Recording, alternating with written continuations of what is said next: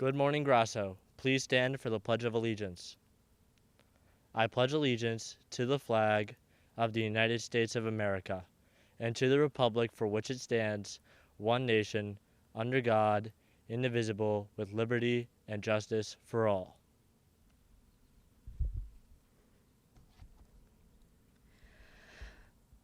Oh, say, can you see by the dawn's early light what so proudly we hailed at the twilight's last gleaming, whose broad stripes and bright stars through the perilous fight over the ramparts we watch were so gallantly steaming, and the red rockets glare, the bombs bursting in air, gave proof through the night that our flag was still there. Oh, say, does the Star-Spangled Banner yet wave over the land of the free and the home of the brave? Thank you for taking your time to watch our 9/11 tribute. Today marks the 22nd anniversary of the 9/11 terrorist attacks on U.S. soil. This catastrophic event on September 11, 2001, led to thousands of casualties, including our friends, relatives, first responders, flight attendants, pilots, and military personnel. The 9/11 attack has been the largest loss of life by a foreign attack on U.S. soil, even higher than that of Pearl Harbor in 1941. Today, we want to honor the innocent people who lost their lives, whether they were in one of the 4 airplanes, the Twin Towers, or the Pentagon. We also wanted to pay tribute to the thousands of people who helped save lives, and in some cases gave up their own lives to save others.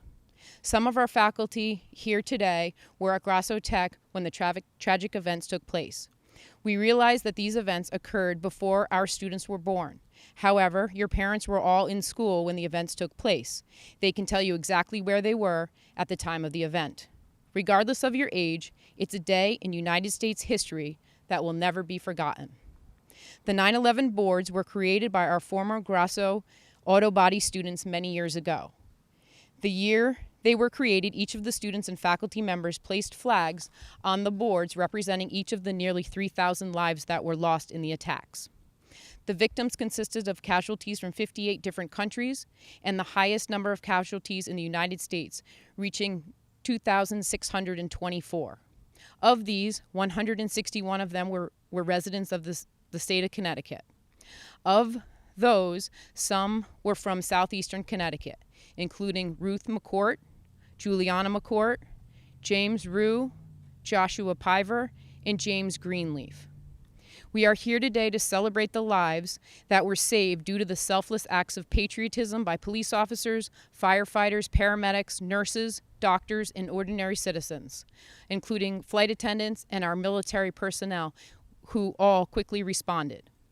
Just to put it into perspective, it took 3 months for firefighters to extinguish all the fires at Ground Zero. In closing, please think about what you and your family can do in your community to help out your neighbor, friends, or family. We challenge you to find an activity to do together as a family or within the community to make a difference. Do something to make our world a better place, not only for you, but for the future children of this world. This day has been commemorated as Patriots' Day to honor those who died in this tragedy. The attack of September 11th were intended to break spirit. Instead, we have emerged stronger and more unified. We feel renewed devotion to the principles of political, economic, and religious freedom, the rule of the law, and respect for human life. We are more determined than ever to live our lives in freedom. This quote was by Rudy Giuliani.